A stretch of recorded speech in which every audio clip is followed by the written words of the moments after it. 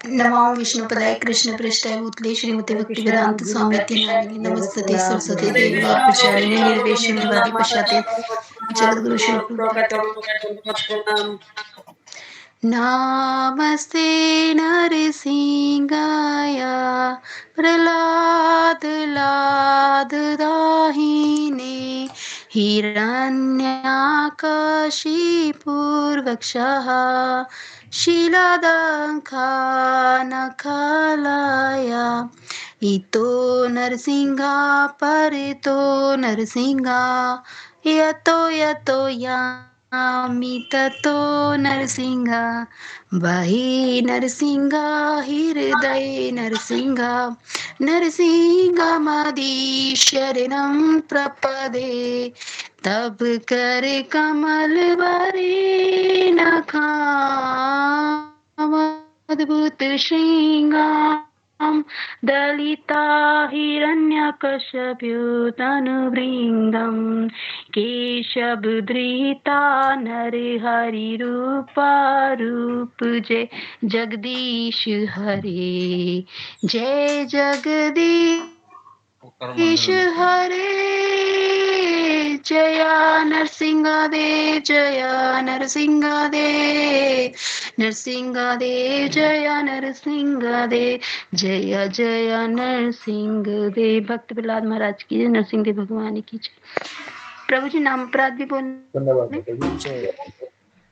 ये भी नाम अपराध भी बोलिएगा। जी प्रभु जी, हरे कृष्ण। पवित्र पहला है पवित्र भगवान नाम का प्रचार करने के लिए जीवन समर्पण करने वाले मान भक्तों की निंदा करना।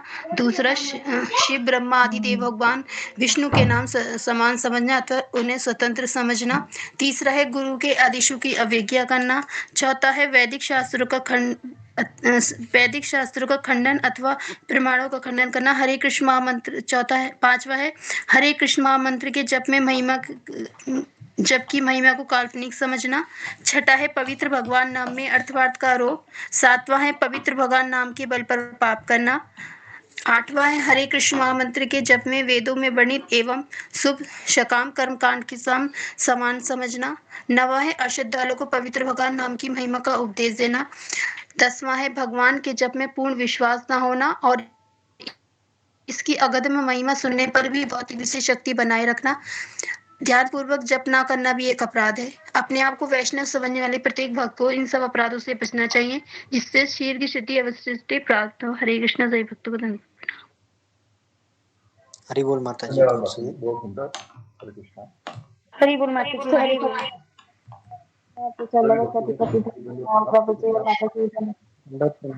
दंडवत प्रणाम माता जी से भक्तों जन। हरे कृष्ण प्रणाम प्रणाम सफल प्रभु जी हरे कृष्णा दंडवत प्रणाम से भक्ति चरण हरे कृष्ण।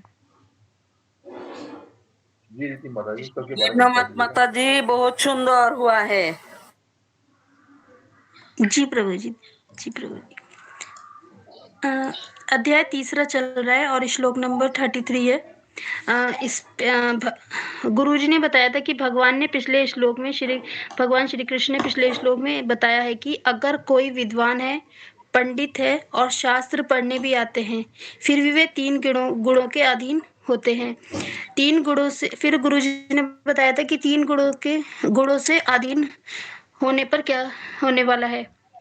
गुरुजी ने बताया था कि जब भी हम भक्ति के मार्ग में आते हैं तो हम भगवान को स्टेप बाय स्टेप प्राप्त कर सकते हैं। ऐसा नहीं कि पहले कुछ भी हम प्राप्त करें, स्टेप बाय स्टेप करना पड़ता है। गुरुजी ने बताया था कि कृष्ण भावना एक वैज्ञानिक विधि है। वैज्ञानिक का अर्थ बताया था गुरुजी ने कि ये एक प्रोसेसर है, जैसे स्टेप बाय स्टेप, जैसे पहले श्रद्धा, फिर आज्ञा स्वीकृति, और फिर तीसरा है गुरु पदाश्रय, भजन क्रिया, अनर्थ निवृत्ति, निष्ठा, रुचि, आसक्ति, भाव, प्रेम। और तो इसे ऐसे गुरुजी ने स्टेप बाय स्टेप बताया था। और गुरुजी ने बताया था कि ज्यादातर भक्तों की, अधिकतर 99% भक्तों की जो है गाड़ी, वो अनर्थ निवृत्ति पर आके अटक जाती है, कि जैसे वो उस अनर्थों की वजह से वो आगे नहीं बढ़ पाते।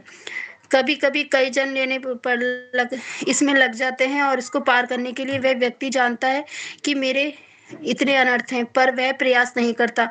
वह सोचता है कि माला कर लेना, प्रसाद पा लेना और गुरु कंठी माला धारण कर लेना और गुरु बना लेना, बस यही उसका लक्ष्य होता है। मतलब वो आगे अनर्थों से निकलने का प्रयास नहीं करता और ना उन पे वो गौर करता है। उसे तो वह अपने आप को असहाय महसूस करने लगता है और वह कई बार इसे ऐसा होने पर भक्त छोड़कर भी चले जाते हैं। मन भूतकाल में भागता रहता है। वह सोचता है कि मेरे बस में अब कुछ नहीं रहा है और फिर भी लेकिन वो अगर थोड़ी प्रयास करे तो वो स्टेप बाय स्टेप कर सकता है और इसमें थोड़ा इसमें समय ज़्यादा लगता है।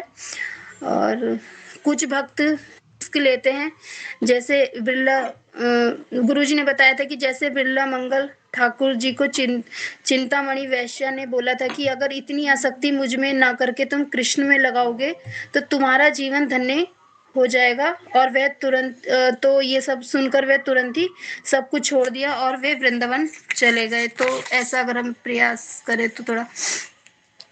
और गुरुजी ने बताया था कि एक साधक को 9 पड़ाव पार करके ही भगवान मिलेंगे, जिसमें अनर्थ निवृत्ति बहुत ज्यादा कठिन है और वो ही पार होने में बहुत टाइम लग जाता है।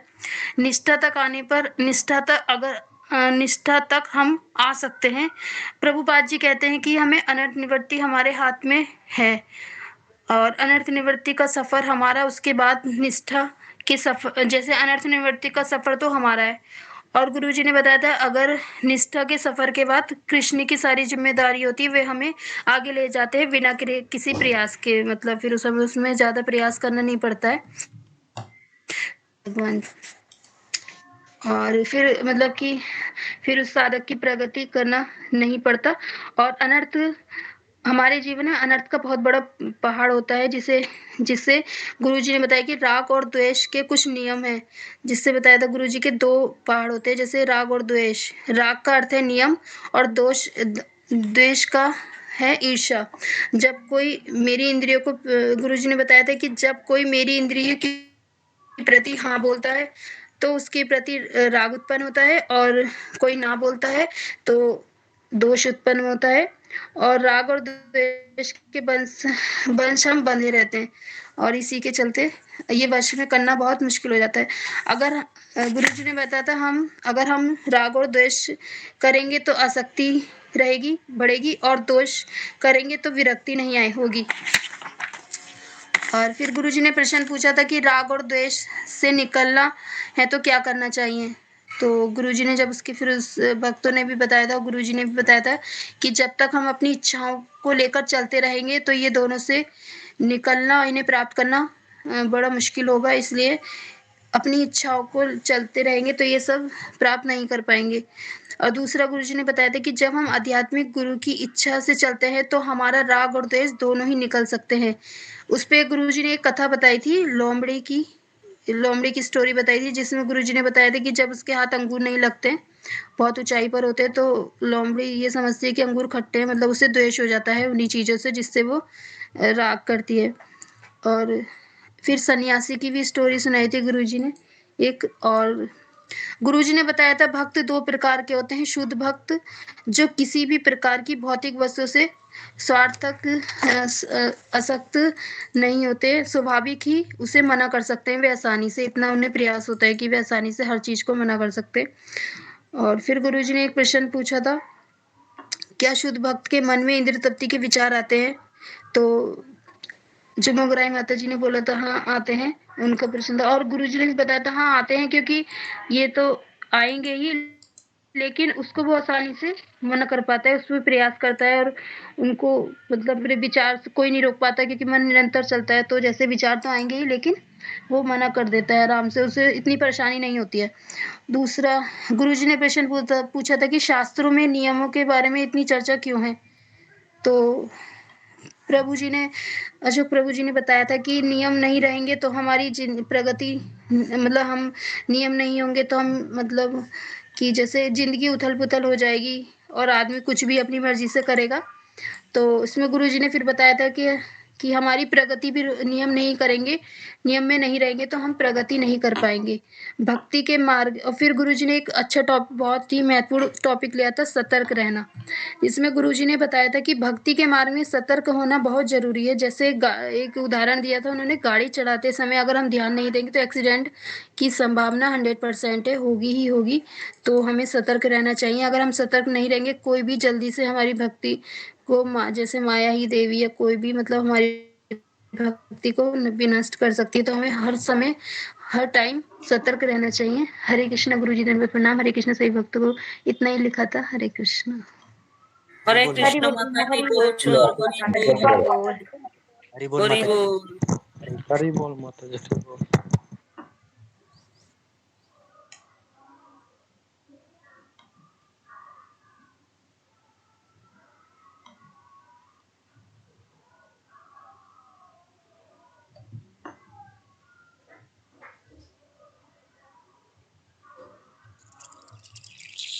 हरे कृष्णा से द्रौपदी माता जी को धन्यवाद प्रणाम। हरे कृष्णा। सारे भक्त सारे व्यक्तियों को चरणों में धन्यवाद प्रणाम। गुरुजी के चरणों मैंने में अपना कोई गलती को चल रही है। कृष्णा से भक्तों को धन्यवाद प्रणाम। हरे कृष्णा से भक्तों को धन्यवाद प्रणाम। हरे कृष्ण गुरु जी गुरु जी प्रणाम से पूज्य भक्तों को प्रणाम।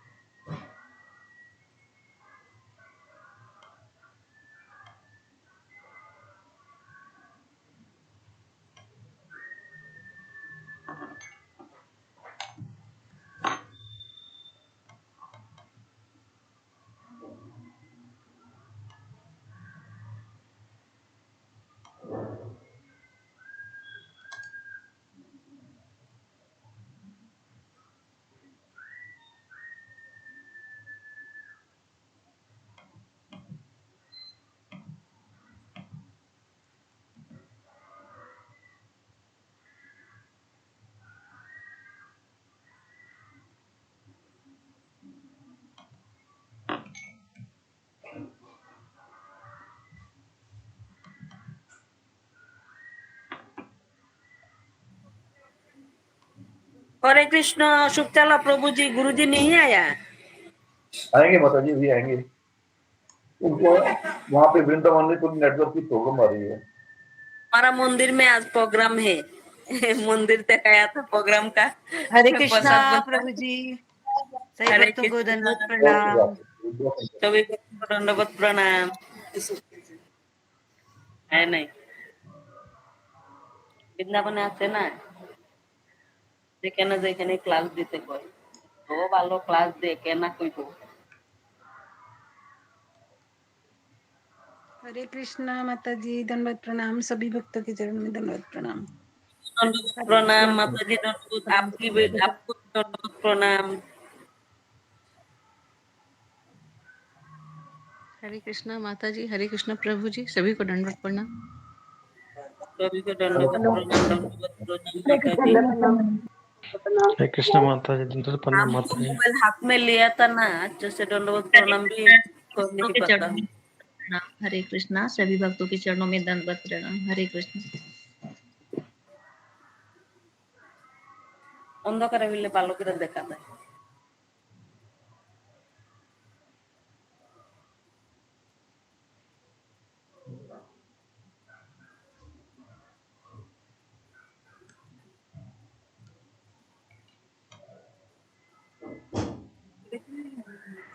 हरे कृष्णा, सभी भक्तों के चरणों में दंडवत प्रणाम।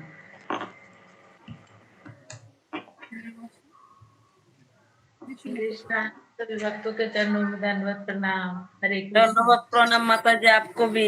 हमारा हाथ में मोबाइल है, हम तो ऐसे मुंह में बोलती हूँ। हाथ में मोबाइल लेके बैठा था, हम आज मंदिर में आया था, मंदिर में प्रोग्राम है।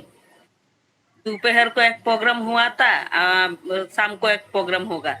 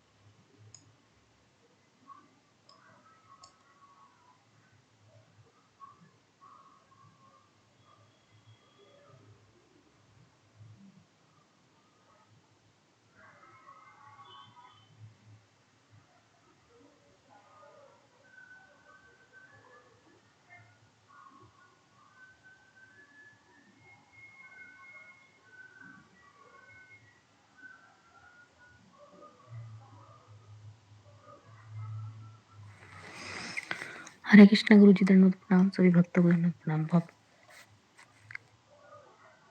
हरे कृष्ण माता जी दंडवत प्रणाम। दंडवत प्रणाम माता जी, दंडवत प्रणाम।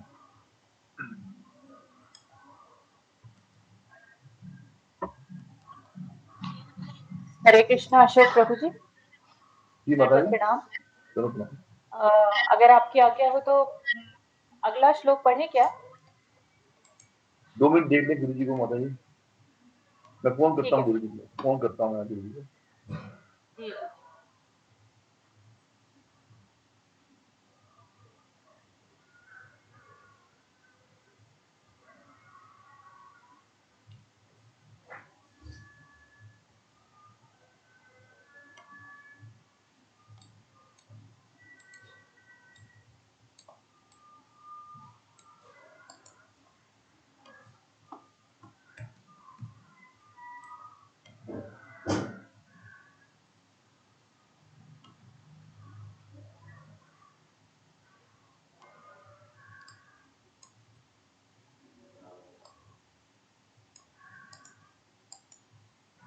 जी माता जी, नंबर तो स्विच ऑफ आ रहा है गुरु जी का। तो सुबह भी उनकी प्रॉब्लम थी, नेटवर्क में प्रॉब्लम आ रही है वहां पे।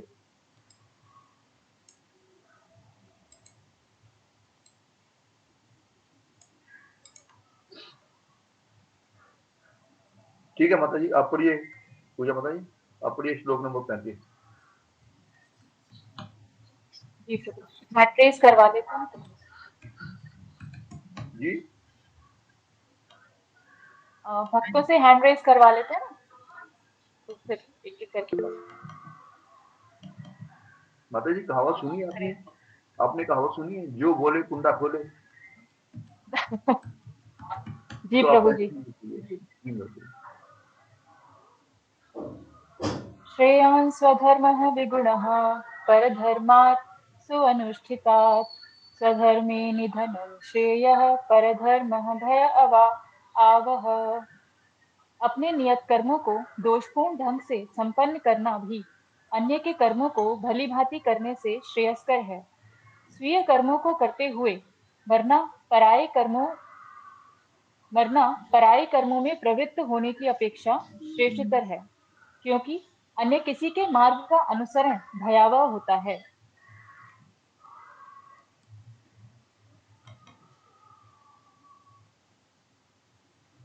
जी माता जी, तात्पर्य पढ़िएगा।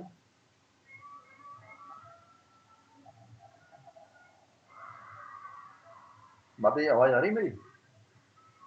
जी प्रभु जी। तात्पर्य तात्पर्य, अतः मनुष्य को चाहिए कि वह अन्यों के लिए नियत कर्मों की अपेक्षा अपने नियत कर्मों को कृष्ण भावनामृत में करे। भौतिक दृष्टि से नियत कर्म मनुष्य की मनोवैज्ञानिक दशा के अनुसार भौतिक प्रकृति के गुणों के अधीन आदिष्ट कर्म है। आध्यात्मिक कर्म गुरु द्वारा कृष्ण की दिव्य सेवा के लिए आदेशित होते हैं, किंतु चाहे भौतिक कर्म हो या आध्यात्मिक कर्म, मनुष्य को मृत्यु पर्यंत अपने नियत कर्मों में दृढ़ रहना चाहिए। अन्य के निर्धारित कर्मों का अनुकरण नहीं करना चाहिए। आध्यात्मिक तथा भौतिक स्तरों पर ये कर्म भिन्न भिन्न हो सकते हैं, किंतु कर्ता के लिए किसी प्रामाणिक निर्देशन के पालन का सिद्धांत उत्तम होगा। जब मनुष्य प्रकृति के गुणों के वशीभूत हो, तो उसे उस विशेष अवस्था के लिए नियमों का पालन करना चाहिए। उसे अन्यों का अनुकरण नहीं करना चाहिए। उदाहरण, सतोगुणी ब्राह्मण कभी हिंसक नहीं होता, किंतु रजोगुणी क्षत्रिय को हिंसक होने की अनुमति है। इस तरह क्षत्रिय के लिए हिंसा के नियमों का पालन करते हुए विनष्ट होना जितना श्रेयस्कर है, उतना ही अहिंसा के नियमों का पालन करने वाले ब्राह्मण का अनुकरण नहीं। हर व्यक्ति को एकाएक नहीं, अपितु क्रमशः अपने हृदय को स्वच्छ बनाना चाहिए। किंतु जब मनुष्य प्रकृति के गुणों को लांघ कर कृष्ण भावनामृत में पूर्णतया लीन हो जाता है, तो वह प्रामाणिक गुरु के निर्देशन में सब कुछ कर सकता है। कृष्ण भावनामृत की पूर्ण स्थिति में एक क्षत्रिय ब्राह्मण की तरह और एक ब्राह्मण क्षत्रिय की तरह कर्म कर सकता है। दिव्य अवस्था में भौतिक जगत का भेदभाव नहीं रह जाता। उदाहरणार्थ, विश्वामित्र मूलतः क्षत्रिय थे, किंतु बाद में वे ब्राह्मण हो गए। इसी प्रकार परशुराम पहले ब्राह्मण थे, किंतु बाद में वे क्षत्रिय बन गए।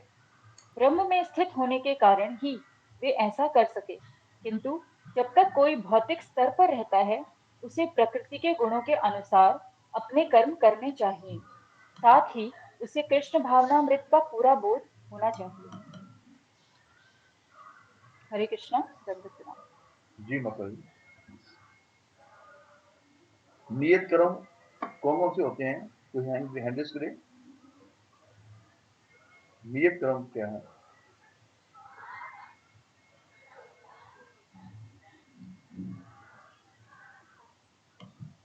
जी बताइए, बताइए आप, पूजा बताइए, आप ही बताएं। जी प्रभु जी, इसको श्लोक का तात्पर्य पढ़कर तो यही समझ में आता है कि जैसे हमारे अभी तक वर्णाश्रम धर्म चल रहा था, अब उस वर्णाश्रम धर्म का तो कहीं कोई पालन नहीं हो रहा है, लेकिन हम अपने जो हमारे आश्रम हैं, उन आश्रमों में हम कौन से आश्रम में हैं? हम गृहस्थ आश्रम में हैं या वानप्रस्थ में हैं या अभी ब्रह्मचर्य में हैं? तो अपने आश्रम के हिसाब से हम अपने कर्मों को निर्धारित कर सकते हैं। और अगर हम गृहस्थ में भी हैं, तो गृहस्थ में भी हर व्यक्ति के अपने अपने कुछ लाइक्स और डिसलाइक्स होते हैं, कुछ पसंद नापसंद होती है। तो अगर हम अपनी पसंद और नापसंद को समझते हैं, तो उन्हीं के हिसाब से हमें जो कर्म, उनके हिसाब से जो हम कर्म करते हैं, वही हमारे नियत कर्म हो सकते हैं। तो यहाँ पर प्रभु जी आगे बोल सकती हूँ ना? जी जी माता जी, बोलिए बोलिए। जैसे मुझे इस श्लोक में यही समझ में आ रहा है कि जब तक हम किसी गुरु के अधीन नहीं होते हैं, जब तक हम कृष्ण भावनामृत में नहीं आ पाते हैं, तब तक जो हमारे परिवार की परिस्थितियां हैं या जो हमारे जिस आश्रम में भी हम हैं, अगर हम ब्रह्मचर्य में हैं, तो हमारा नियत कर्म है सिर्फ शिक्षा ग्रहण करना अच्छी तरीके से और अपने माता पिता के अधीन रहकर उनकी आज्ञा पालन करना और उनके अधीन रहकर शिक्षा ग्रहण करना।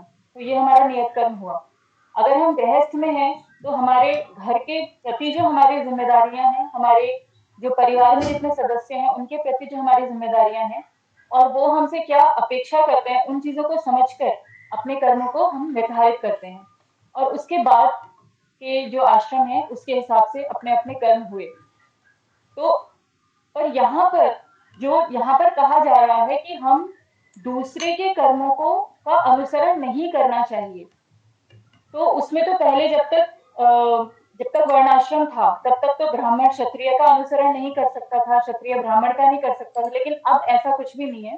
जैसे गुरुजी बताते हैं कि ब्राह्मण भी आज के टाइम पे शूद्र ही है, तो उस बात का तो कहीं कोई अब बात ही नहीं होती है। लेकिन फिर भी अगर हम यहाँ पर जो बात हो रही है कि दूसरे का अनुसरण नहीं करना है, तो वहां पर मुझे यही समझ में आता है कि अगर हमें ये लगता है कि हमारा परिवार ये अपेक्षा करता है हमसे, या हमारी जरूरतें ऐसी हैं जो हमें घर पर रहकर ही अपने कार्यों को ठीक से करना चाहिए, तो हमें जो दूसरा व्यक्ति है जो नौकरी कर रहा है, जिसके घर की जरूरत है कि वो नौकरी करे, तो हमें उसका अनुसरण करके सिर्फ देखा देखी घर से ऐसे ही नहीं निकल जाना चाहिए। हमें ये समझना चाहिए कि हमारे अपने जीवन में हमारी जरूरत कहाँ पर है। तो उसी तरीके से यहाँ पर मुझे ये समझ में आता है। और फिर ये कहा गया है कि अगर कोई ब्रह्म पे पहुंच जाता है या कोई गुरु के अधीन हो जाता है, तो गुरुजी यही कहते हैं कि गुरु की आज्ञा का पालन करना ही सबसे अच्छा है। जो गुरु कहते हैं हमें वही करना चाहिए। और जब हम कृष्ण भावनामृत हो जाते हैं, तो हम धीरे धीरे जब 3 गुणों से ऊपर उठने लगते हैं, तो हमें ये महसूस होता है कि चाहे हम घर में खाना पका रहे हों या बाहर के किसी काम को कर रहे हों, कोई भी भौतिक काम कर रहे हों, वो आध्यात्मिक ही हो जाता है, वो आध्यात्मिक ही बन जाता है। अगर हम घर से बाहर निकलकर नौकरी भी कर रहे हैं, तो भी हम यही सोचते हैं कि हम अगर पैसा कमाएंगे तो हम पैसे के रूप में अच्छे से सेवा कर सकते हैं। अगर हम घर पर खाना बना रहे हैं, तो हम ये सोच सकते हैं कि हम अच्छा भोग लगा सकते हैं, अच्छे खाने का भगवान को भोग लगा सकते हैं। तो जब हम कृष्ण भावना में आ जाते हैं, तो हम कोई भी काम कर रहे हो, वो काम दिव्य हो जाता है और वो काम एक तरीके से भगवान की सेवा में ही बदल जाता है, वो आध्यात्मिक ही बन जाता है।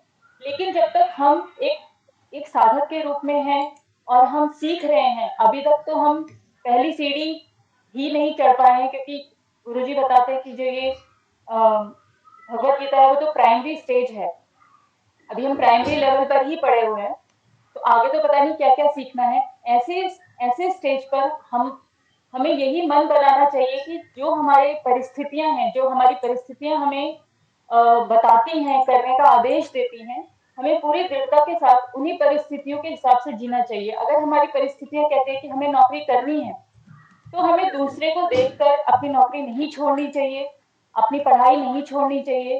अगर हमारी परिस्थितियां कहती हैं कि हमें घर पे रहना है, तो हमें दूसरे को देखकर घर से बाहर नहीं निकलना चाहिए, जब तक हम किसी गुरु के अंडर नहीं आ जाते। अगर गुरु मिल जाते हैं, तो फिर हमारा 90% बोझ कम हो जाता है, क्योंकि फिर तो शरणागति से बेहतर तो कुछ है ही नहीं। यही मुझे यहाँ पे समझ में आता है प्रभु जी। अगर कोई गलती हो गई हो, कुछ गलत बोल दिया हो, तो क्षमा कीजिएगा। नहीं, बहुत सुंदर बोला माता जी, आपने बहुत सुंदर बोला। हरि धन्यवाद। बोल, हरि बोल माता जी, बहुत बढ़िया। सुधा हरि बोल माता जी, माता हरि जी, बोल, सुधा हरि बोल माता जी, आप बहुत करेंगे? सुंदर। राम माता सुंदर बहुत सुंदर। बहुत सुंदर माता जी, बहुत सुंदर। सुधा गुप्ता माता जी, आप बोलेंगे? की अपनी बोलती हैसियत हूँ। क्या अगला श्लोक बोलना है? कि नहीं, जैसे माता जी ने बताया, अभी आपके इस समझ के हिसाब से क्या है नियत कर्म और उसमें रहना, उस ये कर्म में माता जी रहना। ने बहुत अच्छे से डिटेल में बता दिया है प्रभु जी। मेरी थोड़ी सी जुकाम वगैरह हो रही है, तो मैं नहीं कह पाऊंगी, जी, आपको बिल्कुल मुझे हो रहा है। क्षमा करिएगा। प्रतिभा माता जी, हरे कृष्णा, आप बोलेंगे? जी, मैंने ना श्लोक पढ़ने के लिए हैंड रेज किया था। जी, हमने भी श्लोक पढ़ने के लिए, क्योंकि माता जी ने बहुत अच्छा बताया, जी, तो जी, जी। और कुछ रहा कुछ ही नहीं, तो गुंजाइश ही बहुत नहीं सुंदर बची है अब बताया। उसमें बोलने में, है प्रभु जी। नियत कर्म हमारे स्वाभाविक कर्म होते हैं मेरे हिसाब से, जैसे माता जी ने बताया, जो हमारे स्वाभाविक कर्म है, यह ब्राह्मण का स्वाभाविक कर्म है पूजा करना, प्रभु का नाम लेना, लोगों को जागृत करना प्रभु के नाम के बारे में। क्षत्रिय का स्वाभाविक कर्म है रक्षा करना, राज करना, अपने नागरिकों की रक्षा करना, बचाना, उसे धर्म को बचाना। तो ब्राह्मण, क्षत्रिय, वैश्य और शूद्र के जो कर्म है, ये सब स्वाभाविक कर्म है।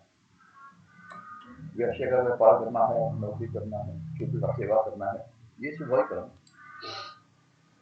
तो नियत करते कर्म करते करते हमें भगवान तक कैसे पहुंचना है, ये बताया गया है कि हम अपने नियम कर्म करें। जो नियत हमारे ब्राह्मण को ब्राह्मण का कर्म करें, हमें किसी दूसरे कर्म का पालन नहीं करना, अडॉप्ट नहीं करना उसे। कहते हैं ना, कौवा चला हंस की चाल, अपनी चाल भी भूल गया। तो जो हम दूसरे के कर्म का हम वो करते हैं ना, तो उसमें त्रुटियां बहुत आती हैं। एक तो हमें दूसरे का कर्म करने में उत्साह बड़ा आता है, हाँ भाई ये कर्म बड़ा अच्छा है, जैसे ब्राह्मण क्षत्रिय का कर्म है, क्षत्रिय चाहते हैं मैं ब्राह्मण बनूं, उत्साह आता है, उत्साह में बड़ी बड़ी गलती कर देता है। उत्साह में बड़े ऐसे कर्म कर देता है जो उसे नहीं करने चाहिए। तो अपने नियत कर्मों का पालन करते करते हमें गुरु के आश्रय में रहकर भगवान तक पहुंचना है। मार्ग वही है।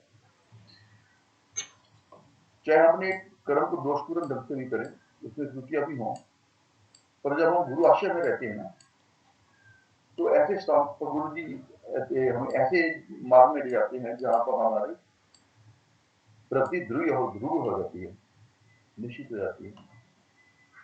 पर इसके लिए हमें गुरु में श्रद्धा और विश्वास होना चाहिए पूरा।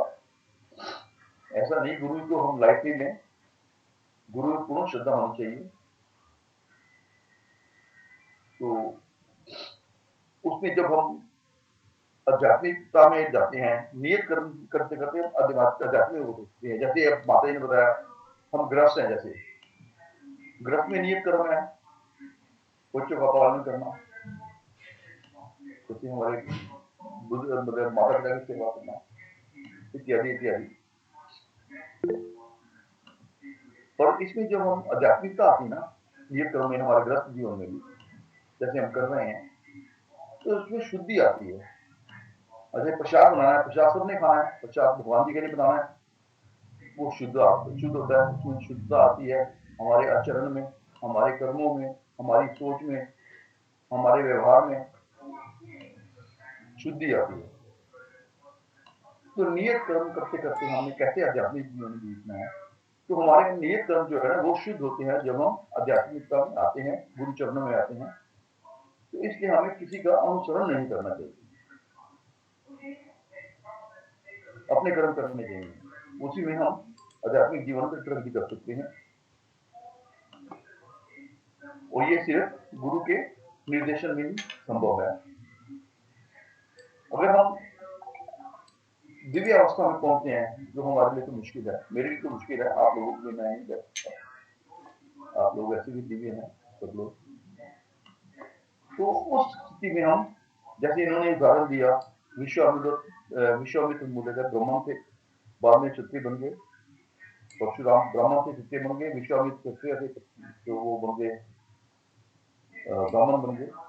ये विरले उदाहरण है जो तीन गुणों से ऊपर उठे हुए हैं, उनके लिए हैं। पर हमें अपने निर्धारित कर्म, नियत कर्म कभी नहीं छोड़ने चाहिए। नियत कर्म करने रहते रहते भी हम प्रगति कर सकते हैं, जैसे आजकल हम कर रहे हैं, थोड़ी थोड़ी प्रगति हो ही रही है, चाहे हमारे विचारों में हो रही है। हम 3 टाइम आते हैं, सत्संग करते हैं, गुरु जी को सुनते हैं, कुछ ना कुछ असर तो होता ही है ना, चाहे हमारी समझ में कम आए या ज्यादा आए। जैसे मैंने एक बार बताया भी था, एक एग्जांपल दिया था कि हमारी समझ में नहीं आता तो भी हमें असर क्या होता है। एक बार गुरु नानक देव जी जा रहे थे अपने शिष्यों के साथ, 12 बगाना उनके साथ थे शिष्य, किसी गांव से जा रहे थे। तो शिष्य ने पूछा मुझसे कि बाबा जी आप ऐसे वचन बोलते हैं, ऐसी दिव्य बातें करते हैं जो हमारी समझ में नहीं आती, हमारे सिर के ऊपर ऊपर से निकल जाती है। हम बड़ी कोशिश करते हैं समझने की, पर हम इतने परिपक्व नहीं है कि उन्हें ग्रहण कर सकें, समझ सकें। तो हमारा क्या होगा,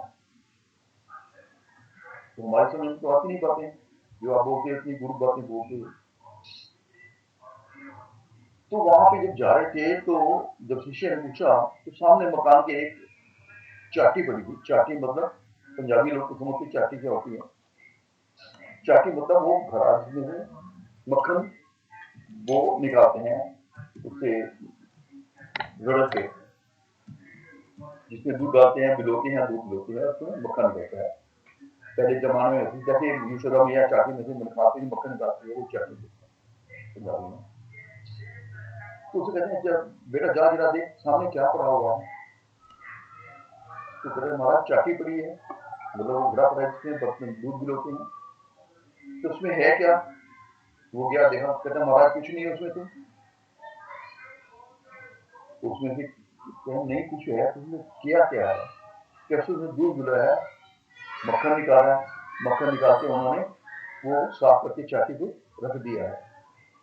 तो अच्छा उसमें मक्खन निकाल लिया, साफ भी करके रख दिया, जी साफ करके रख दिया, जब उसमें उंगली लगाओ दीवारों में, उस चाटी की दीवारों में उंगली लगाओ, तो जब वो गया शिष्य है उसने उंगली लगाई, हालांकि उसे अच्छी तरह साफ करके रखा था, धो के रखा था, तब भी उसकी उंगली में चिकनाहट लगी मक्खन की।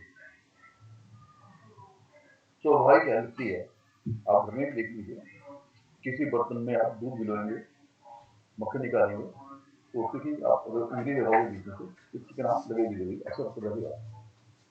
कहता है महाराज चाटी में तो ये चिकनाहट है लगी अभी भी, तो यही गुरु के वचनों का असर होता है।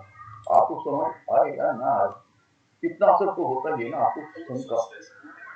मीठे लोग मीठे बोलोगे, संगति का असर बहुत होता है, उसमें दूध का दुलाया मक्खन की संगति से थोड़ा सा असर तो आया है।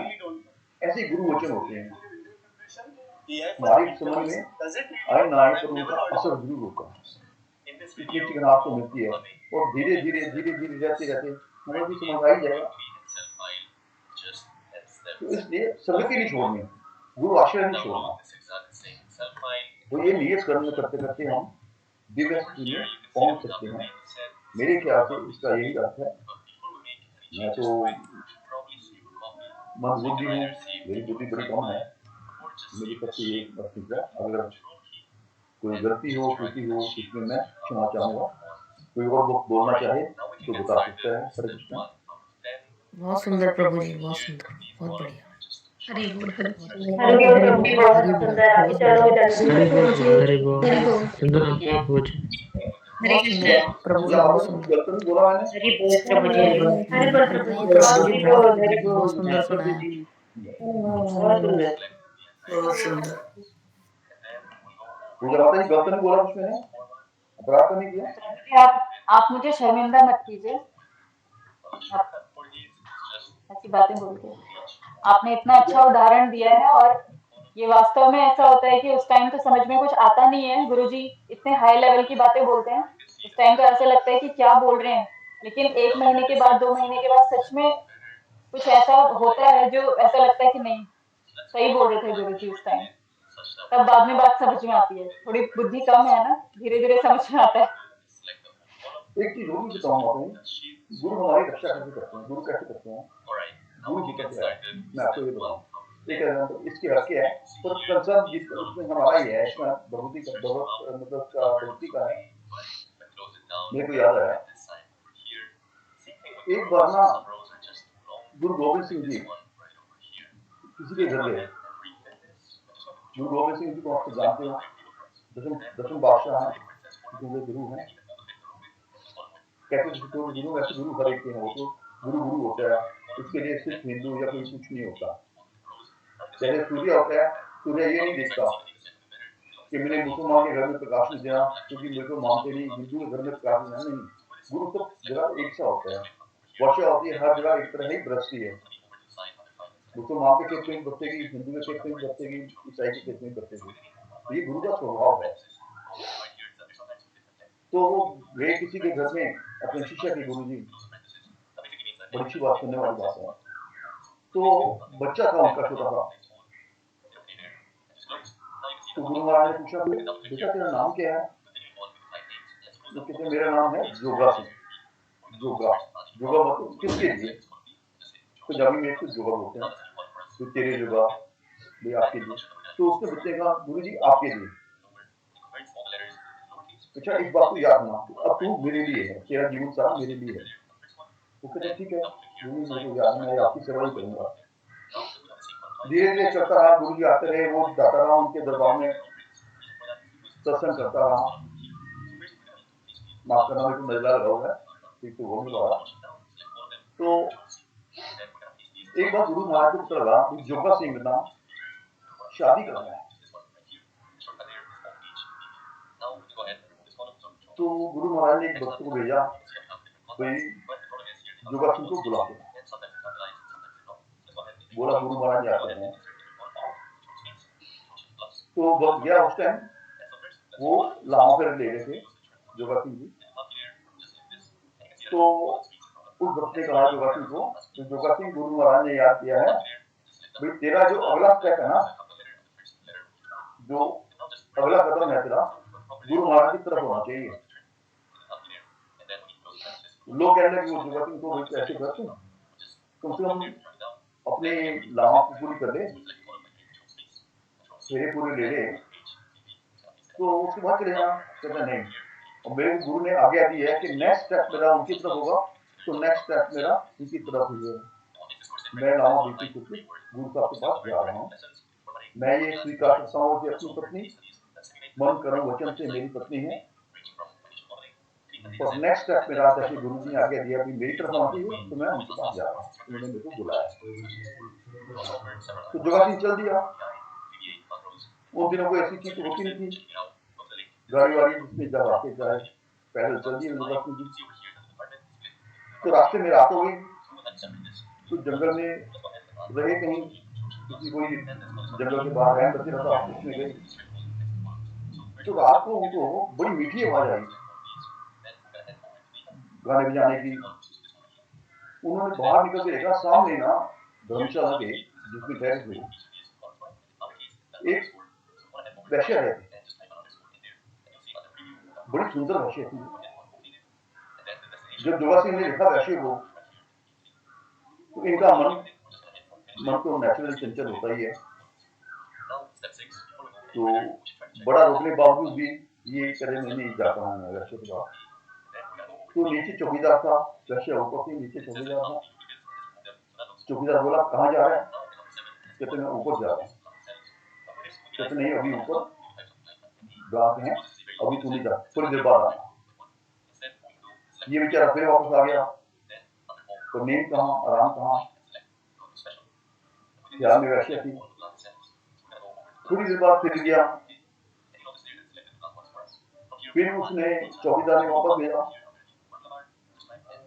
कहाँ जा रहे थे, अभी तेरा नंबर नहीं है, बाद में आना, 2 घंटे बाद। ये फिर आ गया, ऐसा 3-4 बार गया, और 5वीं बार थोड़ा रोशनी होने लगी, दिन निकलने लगा, तो रात को फैला होना, ये फिर गया वहां पे। अब तो चले गए वो सब लोग, मैं करता हूँ। तो फिर वहां पे जो था चौकीदार क्योंकि मैं, उसने उन्हें झिड़क दिया कि यार मेरे को लगता है तू गुरु का आदमी है, एक धार्मिक आदमी है, तू कहाँ जा रहा है यहाँ पे, अपने काम जा, दिन का प्रभाव का टाइम है, पाठ पूजा कर। तो वहां से वो चल दिया। आगे जब पहुंचा गुरु दरबार में, तो गुरु जी बैठे थे, इसने प्रणाम किया, बैठ गया। तो गुरु जी को उबासी आ रही थी, जैसे आगे थका होता है वो उबासी देते हैं, तो हम उबासी बोलते हैं। तो यानी करते हैं मतलब इंग्लिश में। तो वो मजाक करता है गुरु से। जोगा सिंह बोलता है गुरु जी को, महाराज क्या बात है आपको, रात को सोए नहीं, आप तबियत लग रहे हो, नींद आ रही है आपको। क्या जोगा सिंह तूने मेरे को सोने कहाँ दिया, तू बार बार वैश्य के पास जाता था, तो मैं तेरी चौकीदारी कर रहा था, तेरे को बाबर वहां से वापस भेज रहा था मैं, भाई जा तू क्या कर रहा है। फिर आखिर में मेरे को तेरे को झिड़कना पड़ा, जोर से बोलना पड़ा, भाई तू क्या कर रहा है, कहाँ जा रहा है, एक सिख होके गुरु का तू ऐसे गलत काम कर रहा है। ये है गुरु, हमें गलत मार्ग से ले जाने से रोकता है, चाहे उन्हें थोड़ा सा हमें डांटना पड़े, चाहे प्यार से समझाना पड़े, वो जाने नहीं देता जब तक हम उनके अंदर उनके आश्रय में हैं। क्षमा करना मेरे को अगर ये कुछ गलत लगा तो आपको, तो कैसा लगा ये? बहुत सुंदर है, बहुत सुंदर है बहुत सुंदर, दंडवत प्रणाम। हरी बोल बहुत प्रभु जी, सुंदर हरी बोल, प्रभु जी, हरि बोल हरि बोल। धन्यवाद। माता जी नेक्स्ट श्लोक पढ़िएगा। पूजा माता जी।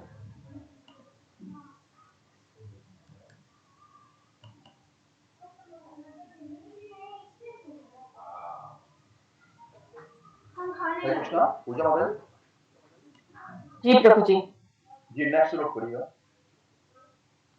अर्जुन उवाच अथ केन प्रयुक्तोऽयं पापं चरति पूरुषः अनिच्छन्नपि वाष्णेय बलादेव नियोजितः।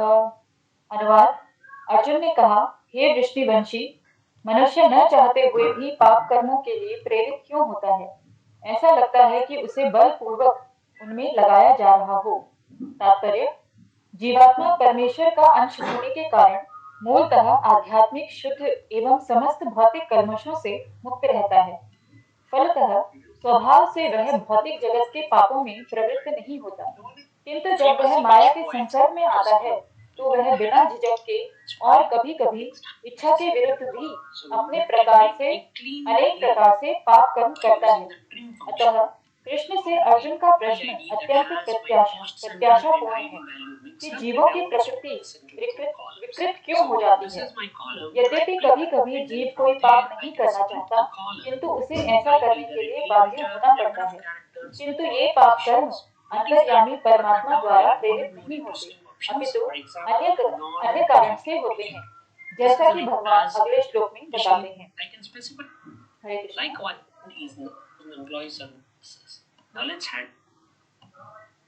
जी माता जी, अपने आप से इसकी व्याख्या भी कीजिए। कोई बोलना चाहेगा, व्याख्या करना चाहेगा इस श्लोक की?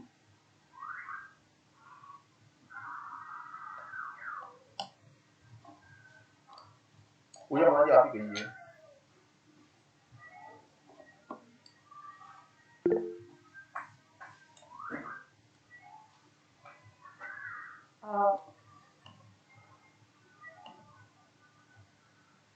जहाँ तक मुझे समझ में आ रहा है प्रभु जी, यहाँ पर यही कहा जा रहा है कि मनुष्य न चाहते हुए भी पाप कर्मों के लिए प्रेरित क्यों होता है। हमारे अंदर जो परमात्मा है, वो परमात्मा, हम अगर उन परमात्मा से जुड़े हुए हैं तो हम, और गुरु के संरक्षण में हैं तो हम कहीं ना कहीं, क्योंकि जब हम छोटे होते हैं तो हम बहुत निष्पाप होते हैं। हम छोटे बच्चे को देखते हैं, वो उसके मन में किसी के प्रति इतनी ईर्ष्या, नफरत नहीं होती है। वो हर किसी को अपना लेता है, हर किसी को प्रेम करने लग जाता है। लेकिन जैसे जैसे जो बच्चा है वो स्कूल जाने लगता है, फिर दुनियादारी सीखने लगता है, दुनिया के संपर्क में आने लगता है, तो उसके अंदर 3 गुणों का प्रभाव आ जाता है। वो देखने लगता है कि मैं पहले घर में सच बोलता था तो सच बोलने पर मुझे डांट पड़ती थी, लेकिन मेरा ये जो दोस्त है, ये जब एक झूठ बोलता है तो इसको डांट नहीं पड़ती है। तो शायद झूठ बोलना चतुराई है और चतुराई से जीना बहुत जरूरी है।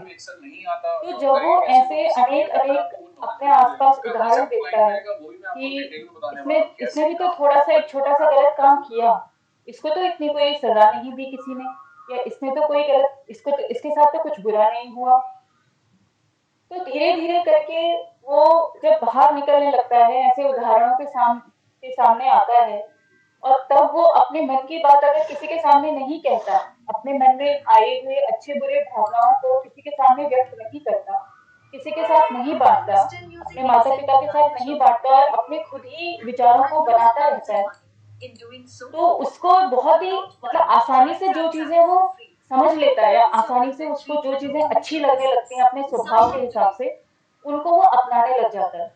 और ज्यादातर जो बुरी आदतें होती हैं, जो बुरी भावनाएं होती हैं, वो हमें बहुत जल्दी आकर्षित करती हैं, क्योंकि वो जो आदतें होती हैं वो हमें जल्दी से सुख देने का काम करती हैं। अगर नकल मारकर हम मार्क्स लेकर आ सकते हैं, तो कौन बच्चा चाहेगा कि इतनी मेहनत करके, पढ़ाई करके एग्जाम दे। तो अगर उसके सामने ऐसा अगर कोई मौका मिल जाता है उसे नकल मारने का, तो वो क्यों नहीं मारेगा, मारेगा वो।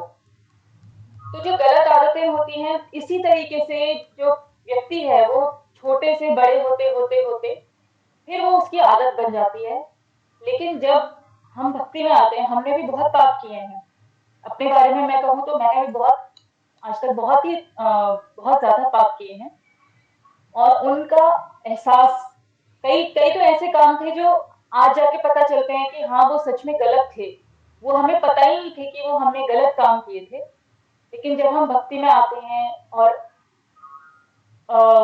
जब गुरु से इतना कुछ सुनने के बाद, और जब हम साधना हमारी अच्छी होती है, तो हमको अंदर से आवाजें आने लगती हैं, अंदर से हमें महसूस होने लगता है कि सही क्या है और गलत क्या है। तो तब हमें पता चलता है कि ये अच्छा है और ये बुरा है। तो आज की डेट में अगर 1 साल होने वाला है, मतलब हो गया है 1 साल से ऊपर हो गया है, तो अब जाके धीरे धीरे करके जो साधना है हमारी, सुबह की साधना की जो ताकत है, वो ताकत समझ में आती है कि क्यों गुरु जी ये कहते हैं कि ब्रह्म मुहूर्त में ही हमें जप करना चाहिए।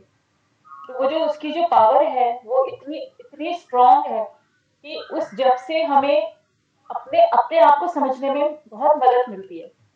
उस जब से हम ये समझ पाते हैं कि आज भी सिर्फ जब कोई दूसरा देख रहा होता है तभी हम गलत काम नहीं करते हैं, तभी हम दूसरे के डर के मारे वो गलत काम नहीं करते हैं। लेकिन अगर कोई किसी की नजर हमसे बच जाए या कोई हमें ना देखे, तो हम फौरन वो काम जरूर करेंगे।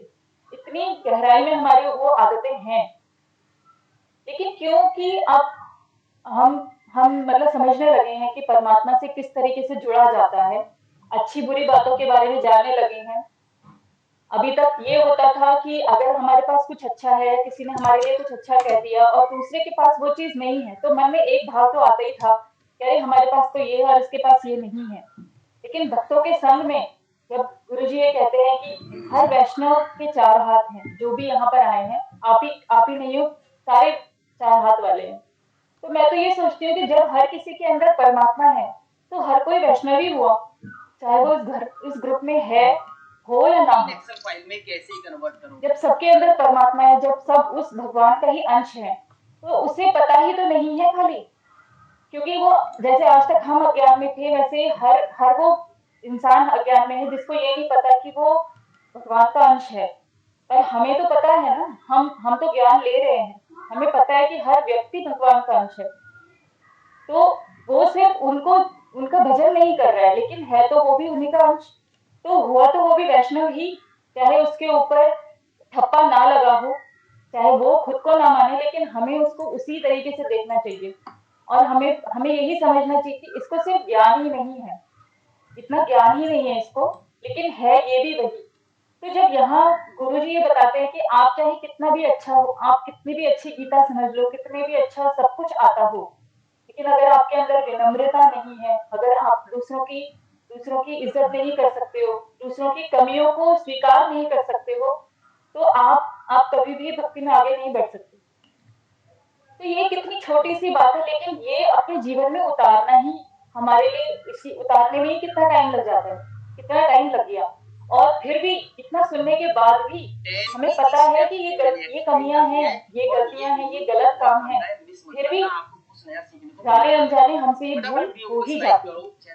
जाने अनजाने हम कई ऐसे काम, कई बार ऐसी खा ही लेते हैं जो हमें बहुत पसंद होती है चीजें, जरूरत से ज्यादा खा जाते हैं, बाद में महसूस करते हैं कि अरे इतना नहीं खाना चाहिए था, बाद में महसूस होता है कि अरे कोई ऐसा होता है। क्योंकि अभी भक्त क्या होता है, उसके क्या गुण होते हैं वो पता चलते हैं, लेकिन आदतें इतनी अंदर तक गड़ी हुई हैं कि पता है कि ये गलत है, ये सही है, फिर भी अगर कोई ना देख रहा हो तो वो गलती, वो आदत की वजह से वो गलती करते ही हैं हम। बाद में फिर चाहे कितना भी अफसोस कर लें, कितना भी पछतावा कर लें। तो मेरे ख्याल से तो यही है कि हमारे अंदर जब हम परमात्मा से जुड़ते हैं, गुरु के संरक्षण में रहते हैं, तो हम बहुत सारा ज्ञान तो अर्जित कर लेते हैं, लेकिन अपने इतने गहरे आदतों की वजह से, अपने अनर्थों के कारण और अपने मतलब कमजोर मन की वजह से, हमारा मन इतना कमजोर है कि हम उस पर अभी तक विजय प्राप्त नहीं करता है। हम अपने अपने आप को मतलब मन और बुद्धि से ऊपर हम उठा ही नहीं पाए अपने आप को, तो इस वजह से इसकी वजह से हम कमजोर पड़ जाते हैं और ना चाहते हुए भी, हमें पता भी होता है ये गलत है, ना चाहते हुए भी हम पाप कर्म करते हैं। यही समझ में आता है प्रभु जी, गलत बोल दिया हो, जरूरत से ज्यादा बोल दिया हो तो बहुत सुंदर बात है, बहुत सुंदर। बहुत सुंदर बहुत सुंदर माता जी। कोई लोग हरि बोल माता जी, बहुत सुंदर। हरि बोल हरि बोल हरि बोल। माता जी आपने एडजस्ट किया था बहुत सुंदर माता जी। प्रीति माता जी, आपने एडजस्ट किया था। हरि बोल माता जी, पूजा माता जी। हरे कृष्णा प्रभु जी, हरि दंडवत बोल प्रणाम। हरि प्रभु बोल। जी नेक्स्ट श्लोक पढ़ने के लिए किया था मैंने हैंड रेस। आप म्यूट है प्रभु जी। इसी श्लोक के बारे में बता दीजिएगा प्रभु माता जी।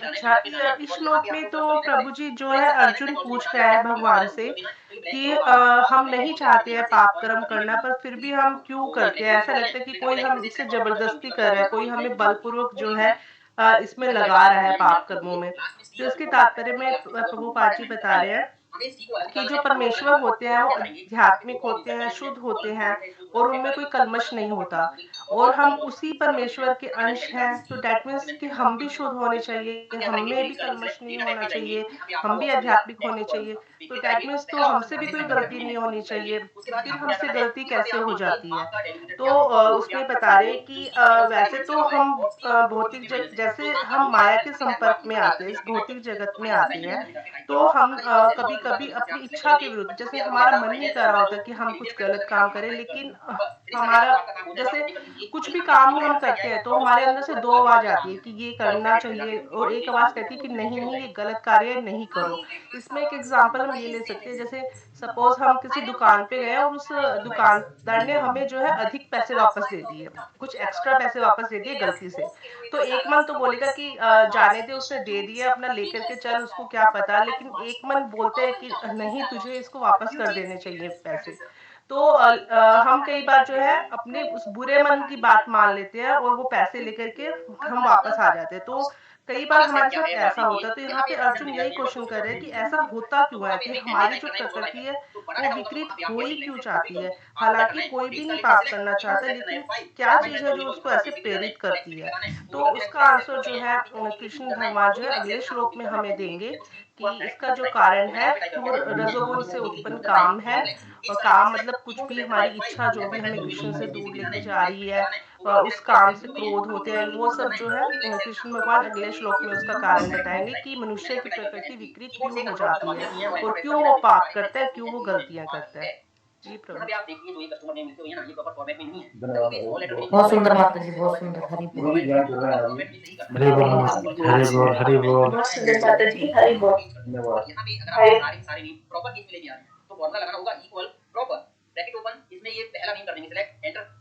हरि बोल। क्योंकि हम ना 3 गुणों के अधीन हैं। हम शुद्ध भक्त नहीं है, ना भक्त तो मैं तो नहीं हूँ, हमारे बाकी सब तो नहीं शुद्ध।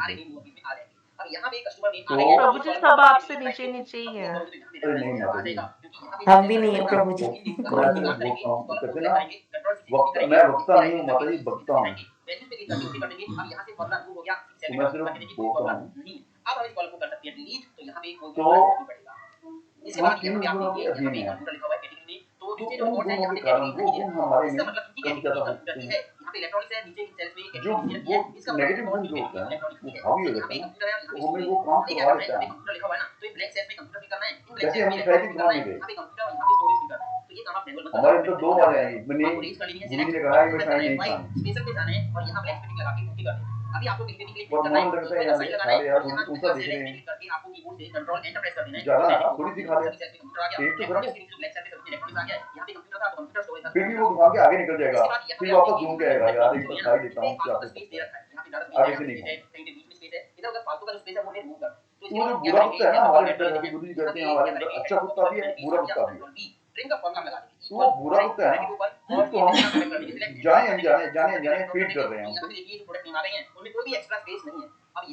अपने मन को कंट्रोल नहीं कर पा रहे हम, क्योंकि मन को कंट्रोल करना है ही बहुत मुश्किल है। जैसे अर्जुन ने कहा था कोई मन कंट्रोल में नहीं आता। आकाश को वक्त हरे कृष्ण गुरु जी दंडवत प्रणाम। हरे कृष्णा गुरु जी दंडवत प्रणाम। हरे भक्तों जन्म दंडवत प्रणाम। हरे हरे गुरु जी हरे कृष्ण गुरु जी कैसे चरणों में दंडवत प्रणाम। दंडवत गुरु जी दंडवत प्रणाम। हरे कृष्णा गुरु जी दंडवत प्रणाम। हरे कृष्णा गुरु जी दंडवत प्रणाम। हरे कृष्ण गुरु जी दंडवत प्रणाम। कृष्ण हरे कृष्णा गुरु जी दंडवत प्रणाम। कृष्णा गुरु जी दंडवत प्रणाम। भक्त भक्तों को दंडवत प्रणाम। हरे कृष्णा हरे कृष्णा गुरु जी दंडवत प्रणाम। हरे कृष्णा। ओके, तो नेटवर्क नहीं था, अभी आ गया वृंदावन में। कृष्णा गुरु जी दंडवत तो ठीक है, 15-20 मिनट ही मैं करता हूँ, समय बहुत ज्यादा हो गया है। ओम अज्ञानतिमिरान्धस्य ज्ञानाञ्जनशलाकया चक्षुरुन्मिलितं येन तस्मै श्रीगुरवे नमः। जय श्री कृष्ण चैतन्य प्रभु नित्यानंद श्री अद्वैत गदाधर वासुदेव हरे कृष्ण कृष्ण कृष्ण कृष्ण हरे राम राम राम हरे हरे। जी हरे कृष्णा। तो क्षमा कीजिए, नेटवर्क है वृंदावन में, नेटवर्क है वो सुबह ही चला जाता है 10 बजे 11 बजे, और फिर यहाँ पर नेटवर्क नहीं आता है। संडे के दिन बहुत भीड़ होती है वृंदावन में, और इतनी भीड़ होती है कि नेटवर्क वगैरह सब कोई कुछ काम नहीं करता है। आवाज आ रहा है मेरा भी? मुझे पता नहीं आवाज आ रहा होगा कि नहीं। आ रहा है गुरु जी। आ रहा ठीक जा रहा है। तो ठीक है, आवश्यकता होगा तो आधा घंटा करते हैं 5:30 बजे तक। जी गुरु जी। जी तो भगवद गीता का श्लोक पढ़िए आप जरा। 34वां श्लोक वापस एक बार पढ़िए, तात्पर्य। इस वीडियो में जानेंगे प्रैक्टिकली कि ये काम कैसे होगा, कहां से होगा। तो इस वीडियो को प्रत्येक इंद्रिय तथा उसके विषय से संबंधित राग द्वेष को वशीभूत करने के लिए नियम होते हैं। मनुष्य को ऐसे राग तथा द्वेष के वशीभूत नहीं होना चाहिए। सबसे पहले देखते हैं ये आत्म साक्षात्कार के उसके मार्ग लिए में हम लोग चलते हैं अवरुद्ध fiverr.com तात्पर्य है। नहीं आ रहा डेटा के जो अंदर लोग कृष्ण भावना भावित हैं, और हम होम वे के अंदर स्वभाव से जाते हैं भौतिक merge इंद्रिय and स्थिति center में करने रस के होने लिए, में ताकि ये सारे झिझकते सेल हैं। मर्ज हो जाए और बीच में किंतु heading जिन लोगों अच्छे की से ऐसी दिखे, भावना न पता हो, चले अच्छा इस उन्हें शास्त्र के particular यम part of नियमों shape का में पालन हमारा करना data। चाहिए। तो उसके लिए हम होम के अनियंत्रित अंदर जाएंगे इंद्रिय भोग ही और border भौतिक के बंध अंदर का आप कारण है। all border किंतु उसको जो बंद शास्त्र के मैंने यम नियमों यहाँ का पर पालन क्लिक करता करते है, जाएंगे। वह इसमें इंद्रिय विषयों में आपको नहीं चीज घुसता। फीचर पहले बताता हूँ। इस तरह उदाहरणार्थ से बड़ा ही यौन डायनामिक सुख बद्ध जीव के लिए आवश्यक है, और यहाँ पर ये और चीज विवाह संबंध के अगर अंतर्गत वैल्यू चेंज यौन भी सुख हुई की है, छूट सपोज दी बहुत जाती सारे है। फीचर हैं, आप ये समझ शास्त्रीय जाएंगे आदेशों के बहुत अनुसार मैं अपनी जाता हूँ पत्नी के midnight अतिरिक्त then के अन्य अंदर किसी स्त्री के साथ एक यौन कस्टमाइज्ड संबंध रोल वर्जित होने है। वाला है। अन्य सभी स्त्रियों को चलिए मैं ग्रीन अपनी चूज माता कर लेता हूँ। बाद फिल के मानना अंदर चाहिए। जाइए और जो मन किंतु पसंद इन कलर आदेशों के होते आपको हुए चूज भी करना है। आपको मनुष्य जिस अन्य कलर की स्त्रियों आपने के शर्ट साथ पहनी यौन है, संबंध टी-शर्ट स्थापित पहनी है, करना टॉप चाहता है। पहना है, वो कलर यहाँ पे इन choose प्रवृत्ति को दमित करने का ठीक है। करना चलिए मैं होगा, ग्रीन चूज कर अन्यथा लेता हूँ। वे आत्म साक्षात्कार के मार्ग में बाधक तो आप होंगी। देखते हैं वो जब कंप्लीट तक रो यह हाईलाइट भौतिक हुई। शरीर मजा आ रहा है ना? देखो जब तक एक्सेल यह में मजा भौतिक शरीर बहुत है। रहता है, अगर आप थोड़ा तब समझोगे तक चीज को शरीर बहुत की मजा आता आवश्यकताओं को है। तो अपलोड कर यम तो नियमों आप के इजीली अंतर्गत पूर्ण करने की दिल में छूट दी कहाँ जाती बनता है। है, कहाँ प्रोफाइल किंतु बनाया फिर जाता भी है, हमें इस ऐसी कहाँ के छूटों काम के में नियंत्रण पर विश्वास नहीं रखना चाहिए। मनुष्य को अनासक्त रहकर इन यम नियमों का पालन करना होता है, क्योंकि नियमों के अंतर्गत इंद्रिय तृप्ति का अभ्यास भी उसे पथभ्रष्ट कर सकता है। जिस प्रकार की राजमार्ग तक में दुर्घटनाओं की संभावना बनी रहती है, भले ही इन मार्गों को कितने ही सावधानी से देखभाल करके क्यों न बनाया जाए, किंतु इसकी कोई गारंटी नहीं दे सकता कि सबसे सुरक्षित मार्ग पर कोई भी खतरा नहीं होगा। भौतिक संगति के कारण अत्यंत दीर्घ काल से इंद्रिय सुख की भावना कार्य करती रहती है। अतः नियमित इंद्रिय भोग के बावजूद भी च्युत होने की हर संभावना बनी रहती है। अतः सभी प्रकार से नियत इंद्रिय भोग के लिए किसी भी से आसक्ति से बचना चाहिए। लेकिन कृष्ण भावना बस ऐसा है, इसके प्रति आसक्ति से या सदैव कृष्ण की प्रेमा भक्ति में कार्य करते रहने से सभी प्रकार के इंद्रिय कार्यों से तृप्ति हो जाती है। हरे कृष्ण। ठीक है, अच्छा चलो फिर जी। तो क्या हम करेंगे, कुछ ज्यादा समय नहीं है तो क्वेश्चन आंसर करेंगे तो भी ठीक रहेगा। या फिर प्रभु जी दंडवत प्रणाम। अगला श्लोक है? अगला श्लोक का भी पढ़िए तात्पर्य थोड़ा सा, फिर हम बताते हैं। श्लोक नंबर 35। अपने नियत कर्मों को दोषपूर्ण ढंग से संपन्न करना भी अन्य के कर्मों की भली भांति करने से श्रेष्ठतर है। प्रिय कर्मों को करते हुए मरना पराय कर्मों में प्रवृत्त होने की अपेक्षा श्रेष्ठ है, क्योंकि अन्य किसी के मार्ग का अनुसरण भयावह होता है। तात्पर्य, अतः मनुष्य को चाहिए कि वे अन्य के लिए नियत कर्मों की अपेक्षा अपने नियत कर्मों को इतना भावनात्मक में करे। भौतिक दृष्टि से नियत कर्म मनुष्य की मनोवैज्ञानिक दशा के अनुसार भौतिक प्रकृति के गुणों के अधीन अभिष्ट धर्म है। आध्यात्मिक कर्म गुरु द्वारा कृष्ण की दिव्य सेवा के लिए आदेशित है, किंतु चाहे भौतिक कर्म हो या आध्यात्मिक कर्म, मनुष्य को मृत्यु पर्यंत अपने नियत कर्मों में दृढ़ रहना चाहिए। अन्य के निर्धारित कर्मों का अनुकरण नहीं करना चाहिए। आध्यात्मिक तथा भौतिक स्तरों पर ये कर्म भिन्न भिन्न हो सकते हैं, किंतु कर्ता के लिए किसी प्रमाणित निर्देशों के पालन का सिद्धांत उत्तम होगा। जब मनुष्य प्रकृति के गुणों के वशीभूत हो, तो उसे उस विशेष अवस्था के लिए नियमों का पालन करना चाहिए। उसे अन्यों का अनुकरण नहीं करना चाहिए। उदाहरणार्थ, सतोगुणी ब्राह्मण कभी हिंसक नहीं होता, किंतु रजोगुणी क्षत्रिय को हिंसक होने की अनुमति है। इस तरह क्षत्रिय के लिए हिंसा के नियमों का पालन करते हुए विनष्ट भाव जितना श्रेयकर है, उतना अहिंसा के नियमों का पालन करने वाले ब्राह्मण का अनुकरण नहीं। ओके, यहाँ पर रुक जाइए। ओके, तो हम आगे पढ़ते हैं। हरे कृष्णा, सबका स्वागत है सत्र में। तो ओके, तो कल हमने 34 श्लोक पे चर्चा की। तो एक किताब है मेरे पास, मैं उसमें से पढ़ता हूँ आज। कल हम ये श्लोक लेंगे। तो जी, शास्त्रों से हमें पता चलता है कि मन को नियंत्रित करने का सबसे सरल उपाय क्या है।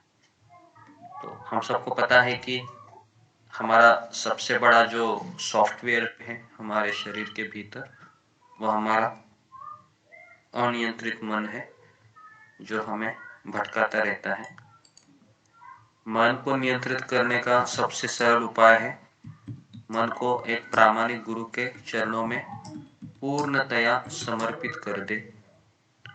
गुरु को मन देने का अर्थ यह है कि मन की मनमानी को छोड़ो और गुरु जो कहे वह तुरंत किसी भी प्रकार की शंका के बिना करो। शास्त्रों में उदाहरण है कि दिन में भी यदि गुरु कहे रात है, तो शिष्य उसको रात मान लेना चाहिए। तो गुरु से किसी भी प्रकार का तर्क वितर्क नहीं करना चाहिए। मन को नियंत्रित करने का यह सबसे अच्छा उपाय है। वापस पढ़ूं मैं इसको, सुनिए, ये बहुत ही सुंदर पैराग्राफ है। मन को नियंत्रित करने का सबसे सरल उपाय है मन को प्रामाणिक गुरु के चरणों में समर्पित करते।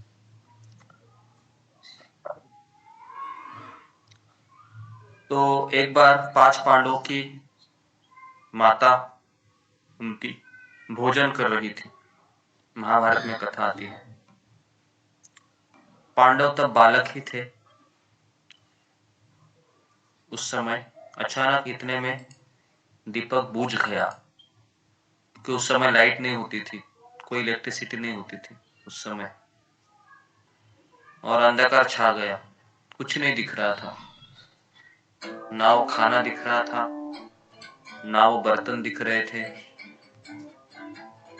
लेकिन जैसे ही दीपक जलाया गया, कुछ समय के पश्चात तुरंत बर्तन में देखा तो कोई भोजन नहीं था। तो भोजन किसने खाया था पता है आपको? भीम ने। जी, तो पूरा भोजन है वो भीम ने खा लिया। कुछ भी नहीं बचा था।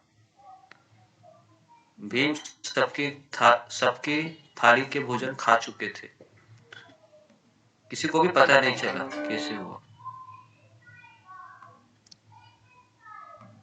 अर्जुन ने गुरु से यही प्रश्न किया अगले दिन द्रोणाचार्य को। क्या प्रश्न पूछा कि अंधकार में हम स्वयं को थाली से भोजन नहीं ले पा रहे थे, क्योंकि हमें पता ही नहीं था कि कहाँ थाली है, कहाँ भोजन है। भीम ने इतने कम समय में अंधकार में ही सबकी थाली से भोजन कैसे खा लिया? यह सवाल किसने पूछा था? यह सवाल पूछा था अर्जुन ने। किससे पूछा था? यह पूछा था द्रोणाचार्य से। क्या इसका उत्तर हो सकता है? गेस कीजिए, फिंगर को रेज कीजिए। क्या उत्तर दिया होगा? इन्होंने, द्रोणाचार्य ने।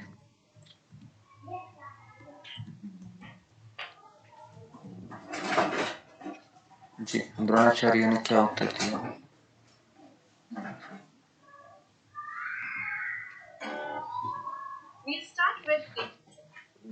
जी, रीति बस। हरे कृष्णा गुरुजी, दंडवत प्रणाम। हरे कृष्णा सभी भक्तों को गुरुजी, उन्होंने ये जवाब दिया था कि इसका मैं अभ्यास कर रहा था बहुत टाइम से। हरे कृष्णा गुरुजी। कौन सा अभ्यास कर रहा था? अभ्यास कर रहे थे अंधेरे में, जैसे चीजों को गैस करने का, कहाँ क्या रखा है ऐसे। जी हाँ, तो ये हो सकता है। अभ्यास किसका था उसको? कि बिना प्रकाश के, बिना दीपक के खाना खाने का अभ्यास था। तो अर्जुन ने, गुरु द्रोण ने बताया कि भीम का पूरा ध्यान कहाँ था? भीम का पूरा ध्यान कहाँ था? हर समय खाने पर था। हर समय। आप में से किसी का ऐसा है कि हर समय खाने पे ध्यान होता है? हर समय, हर क्षण, हर minute. We are back with the data cleaning video series. As discussed in the previous video, there are 7 अगर किसी का ध्यान खाने में लगता है हर समय, हर मिनट, है ना, तो ये अच्छा है बुरा है भक्त के लिए? बुरा है। एक भक्त के लिए वो बुरा है ना? ध्यान हमेशा खाने में लगा रहे। तो द्रोणाचार्य ने बताया कि भीम का पूरा ध्यान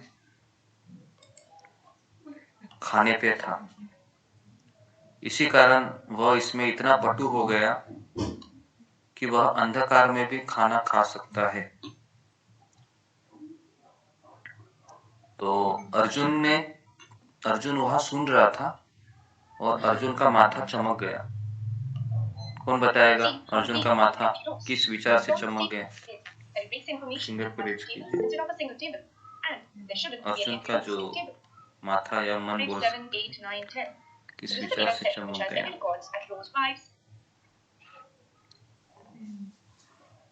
जी, पद्मा पराशर। हरे कृष्णा गुरुजी, धन्यवाद प्रणाम। उनका माथा इसलिए चमक गया था क्योंकि उनको लगा कि बार बार अभ्यास से हम किसी भी चीज को प्राप्त कर सकते हैं, चाहे उसको हमको दिखे भी नहीं, कभी हमारा जो निशाना है हमेशा वहीं पर जाएगा। जिस प्रकार हम खाना खाते, अगर अंधेरा चला जाए लेकिन हमारे हाथ को वो आदत है कि हमारा हाथ खाने को लेकर हमारे मुंह तक ही जाता है, चाहे अंधेरा भी हो, तो वो अभ्यास से संभव हो पाता है।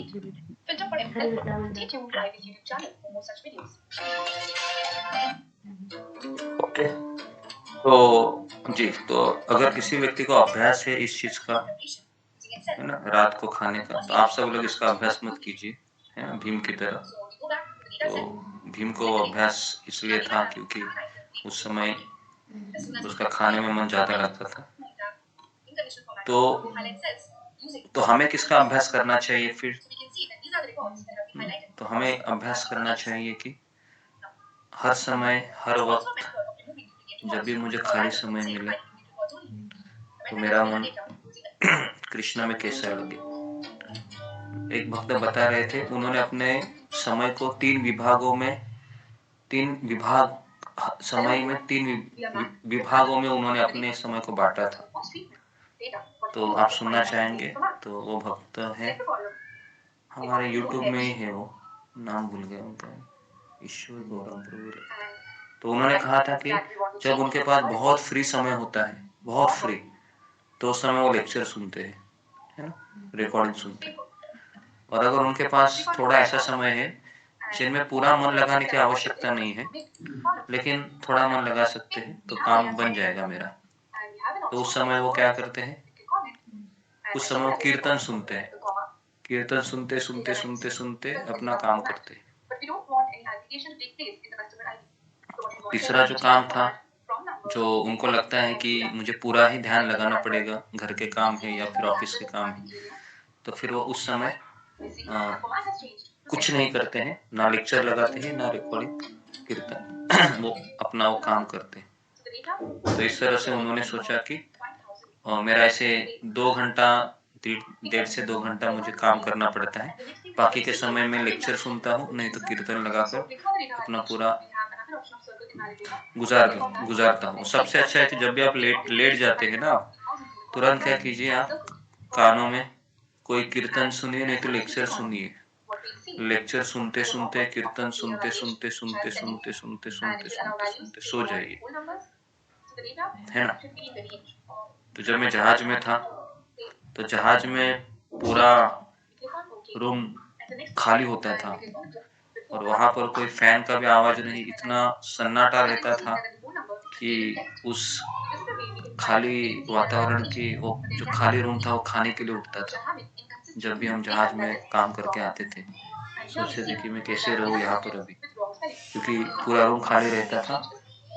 तो तुरंत हम रिकॉर्डिंग या कीर्तन महाराज का लगा देते थे, तो फिर ऐसा लगता था कि हाँ, अभी कुछ उस रूम में जान आ रही है या जान आ गई, इस तरीके से। तो हमारे मन को, जैसे अभी मैं नेटवर्क में राह देख रहा था, मुझे पता था कि मैं इधर कहीं पर भी जाऊं तो मुझे नेटवर्क नहीं मिलेगा, क्योंकि मैंने एक व्यक्ति को पूछा, कह रहा था कि यहाँ पर नेटवर्क जाता है तो 8-10 किलोमीटर के रेंज में नेटवर्क नहीं होता है इधर, तो संडे के दिन होता ही नहीं है। तो मैंने कहा कि ठीक है, अभी राह देखेंगे।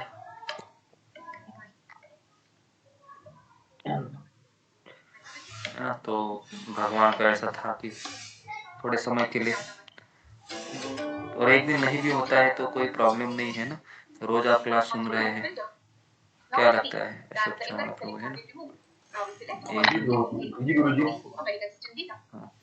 लेकिन आप लोग एक आदत हो गया होगा अभी रोज सुनने का, उस समय चाहे संडे सैटरडे, इसलिए। तो गुरु जहाज में उसकी पानी आवाज नहीं आती थी, समुद्र की आवाज, लहरों की आवाज आती थी जहाज में? नहीं, समुद्र की लहरों की आवाज बिल्कुल नहीं आती थी, क्योंकि वो जो जहाज होते हैं ना, आप अपने टाइटैनिक मूवी देखा होगा, टाइटैनिक मूवी वगैरह सुना भी होगा ना, तो उसमें ना लहरों की आवाज बिल्कुल नहीं आती है। ऐसे दरवाजे बनाए जाते हैं ना कि बाहर का आवाज बिल्कुल नहीं आता है, एकदम सन्नाटा रहता है। अगर कोई वो जो पिन भी गिरता है ना, या फिर सुई भी गिरती है तो भी आवाज आता है, इतना सन्नाटा रहता है अंदर। तो उसको कौन से तो दरवाजे बोलते हैं, मतलब साउंड प्रूफ ऐसे दरवाजे होते हैं वो, जिसमें थोड़ा भी साउंड नहीं आता है, लोहे के दरवाजे होते हैं। और अगर आपने वो लोहे का दरवाजा अगर खुला रख दिया और मान लो कि किसी का ध्यान नहीं है, और अगर कोई उस दरवाजे के भीतर आने का प्रयास कर रहा है, तो उसका हाथ भी कट सकता है, उसका पैर भी कट सकता है, क्योंकि लोहे के दरवाजे होते हैं। इतना मैंने स्वयं इतने बड़े बड़े एक्सीडेंट देखे जहाज में, व्यक्ति का मर जाना, उसका हाथ टूटना, पैर टूटना, तो जहाज में ये सब चीजें होती है। क्यों हो रही है? ध्यान नहीं है, ध्यान नहीं होने से ही मैं देख रहा हूँ कि काफी एक्सीडेंट होते हैं, है ना। बहुत ही ज्यादा इंफॉर्मेटिव होने वाला है। तो इसलिए जो ज्यादा यहाँ पर जो उदाहरण दे रहे हैं कि भोजन खाते समय ध्यान दे रहा था, ध्यान ऐसा देना चाहिए कि आप में से कितने लोगों का अनुभव है कि हम खाना भी खाते हैं तो हमारा ध्यान खाने में नहीं रहता है। कुछ लोगों की ऐसी आदत होती है कि कोई मूवी चला लेते हैं या फिर कुछ ऐसा कोई भी चीज है, अलग अलग चीज भी करते हैं खाना खाते समय। बहुत लोग करते हैं ऐसे। कभी कभी हम निवाला भी डाल देते हैं मुंह में और चबा रहे क्या नहीं उतना भी ध्यान नहीं होता हमारा, चबा रहे हैं क्या कर रहे हैं पता नहीं, है ना।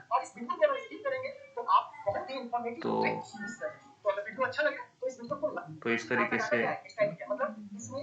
समस्या हो जाती है। तो ध्यान न रहने से एक्सीडेंट होते हैं। तो द्रोणाचार्य का यही यहाँ पर कहना था अर्जुन को, देखो अर्जुन तुम ध्यान दोगे ना तो बहुत अच्छा धनुर्धर बन सकते हो। तो फिर उसने अंधकार में भी धनुष चलाने की कला सीख ली, तो उसके लिए उनका नाम पड़ा अर्जुन को। कौन बताया था क्या नाम पड़ा? फिंगर को एक नाम पड़ा अर्जुन को। वह रात को धनुष चलाता था। सुषमा गोराई। हरे कृष्ण गुरु जी, दंडवत गुरु जी। वो रात को नींद नहीं आते, वो तो गुड़ा के बताते हैं और ध्यान से ठीक चलाते हैं, इसलिए उसको धनुर्धर कहते हैं। नहीं धनुर्धर नहीं कहते, विशाल लिखा हुआ। हरे कृष्ण गुरु जी, दंडवत प्रणाम। मुझे ऐसा लगता है गुड़ाकेश बोलते हैं। गुड़ाकेश का अर्थ है नींद पे विजय प्राप्त किया था।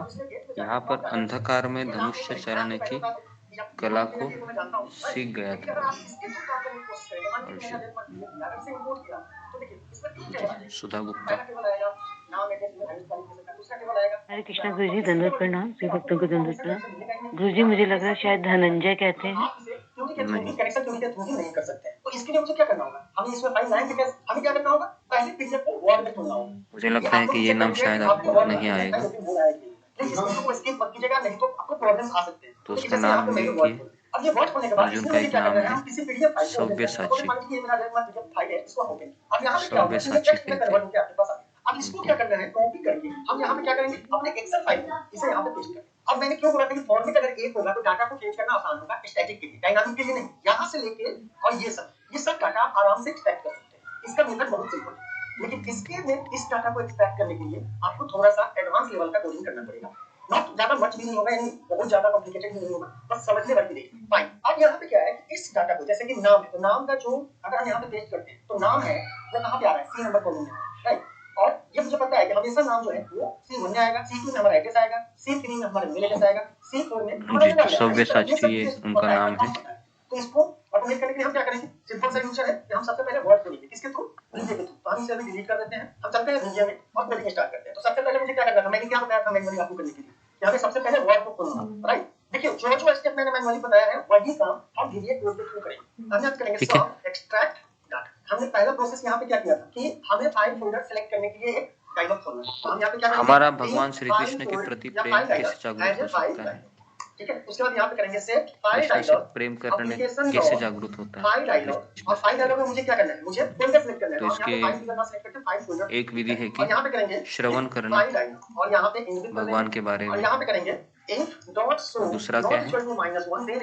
भगवान की इसके बारे में सेवा करना। ये मैंने इसलिए बोला, सपोज आप दूसरे रन किया, राइट। अब जैसे ही आप इफेक्ट दो चीजों करने से भगवान के ऊपर प्रेम प्राप्त आप कैंसिल कर, तो ये क्या होगा? बाहर आ जाएगा और आपका आगे रन नहीं करेगा, जिससे क्या होगा कि आपको कोई ये तो समय है हो रहा है, तो क्या होगा? इधर दिखाई तो मैं ज्यादा खींचूंगा नहीं। खुल जाएगा। तो हम जब सेलेक्ट अगर किसी का कुछ प्रश्न है मान लो गीता के ऊपर, तो प्रश्न उत्तर ले सकते हैं। डॉट सेलेक्टेड आइटम 1, और फोल्डर पाथ का अगर आप यहाँ पे देना चाहते हैं, वेरिएबल डिफाइन करना चाहते हैं, किसी को कुछ प्रश्न है file fold path as a string, right. अब अगर आप इसको रन करेंगे, यहाँ पे मैसेज बॉक्स कर देते हैं फोल्ड पाथ, और इसे अगर आप रन करेंगे तो यहाँ पे कोई भी फोल्डर आप सेलेक्ट करके क्लिक करेंगे तो यहाँ पे आपका स्टोर हो गया कि आपने जो फोल्डर क्लिक किया है उसका नाम यहाँ पे आ जाएगा। अब हरे हमें कृष्ण करना क्या है, गुरु जी हमें करना है प्रणाम श्री folder भक्त प्रणाम। सारे गुरु जी files को आपने एक एक कहा करके कि open भगवान करना श्री है, कृष्ण के प्रति right? प्रेम और फिर प्राप्त क्या करना करने है, के अपने लिए डाटा को extract करके हमें सेवा ढूंढना है। करनी होगी। तो उसके लिए तो हम यहाँ पे सेवा करेंगे क्या, जिससे आपने हम कहा सबसे वो पहले जो गुरु देते आपको हैं वो मालूम है सेवा, जब भी या हम फाइल से भगवान को folder को सुलाना, फाइल से भगवान को folder खिलाना काम वो करते हैं सेवा। तो आपको एक रेफरेंस इनेबल करने की जरूरत पड़ती है। दोनों और भी उस सेवा ही है, रेफरेंस का नाम होता है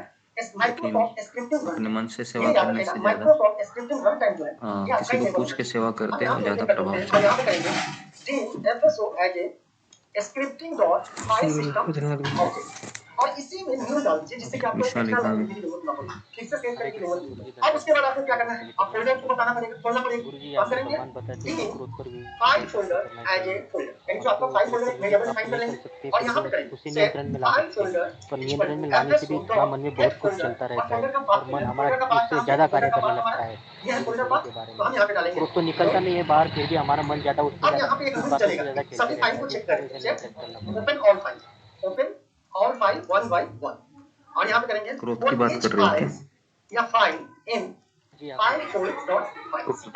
जी, क्रोध अब ये कभी क्या आता करेगा, है, सारे फाइल्स को एक एक करके ओपन करेगा, राइट। कभी आता है बताओ। अब ये फाइल आपका जब ओपन कर दिया, जब फाइल हमारी ओपन इच्छा करना है पूरी लेकिन हमें कहाँ पे ओपन करना है, तो हमें कहाँ करना है, व्हाट फाइल में ओपन करना है। तो हम यहाँ और पे हम इच्छा टूल्स में किनसे जाके करते हैं? अभी कौन सा रेफरेंस इनेबल करेंगे, तो माइक्रोसॉफ्ट वर्ड ऑब्जेक्ट लेंगे, राइट। तो इसे हमने ऑलरेडी कर रखा है, तो यहाँ पे इसको कर इसके देते ऊपर हमने हैं और इस बताया इच था लूप कि से पहले हम यहाँ पे वेरिएबल इच्छा घर डालेंगे वालों से क्यों नहीं वर्ड करना ऐप चाहिए। एज ए फिर भी वर्ड गुरु जी डॉट हम नियंत्रण में रखते हैं, क्रोध तो एप्लीकेशन कभी व्यक्त नहीं करते, वर्ड फिर वो डॉट एज ए बातें वर्ड मन में डॉट चालू रहती है डॉक्यूमेंट और यहाँ पे करेंगे सेट डब्ल्यू है और इक्वल डिस्टर्ब टू होते रहते न्यू हैं। वर्ड डॉट तो एप्लीकेशन। आप इसको वो यहाँ पे भी विचार कर सकते बंद हो, होनी न्यू वर्ड चाहिए यानी और इसको बाहर नहीं जैसे लिखना दिखते चाहते हो वैसे भी तो हम क्या अंदर करेंगे, के आप मन में यहीं चालू पे डाल रहना देंगे चाहिए न्यू वर्ड शाम तक। एप्लीकेशन। तो ये उसके कैसे बाद करना चाहिए? W app dot visual equal to पहले बात तो हमको ये समझना चाहिए कि मैं इच्छा किए है वो इच्छा पूर्ण होगी तो मुझे भक्ति में आगे बढ़ूंगा, या फिर मैं दूसरी चीज है कि अपेक्षा कोई भौतिक करोगे तो फिर उसमें क्रोध आना स्वाभाविक है। लेकिन जब इच्छा होती है तो हमारा मन ये सोचता ही नहीं है कि मुझे ये करना चाहिए या मुझे नहीं करना चाहिए। हम सीधा अपनी इच्छाओं को ठोस देते हैं।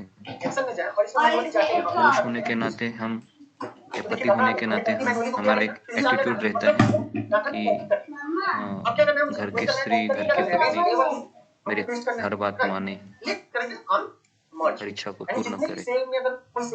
और हम सबको पता है कि चाहे पत्नी हो या पति हो या बच्चे हो, हर एक जीवात्मा यहाँ पर क्यों आया है।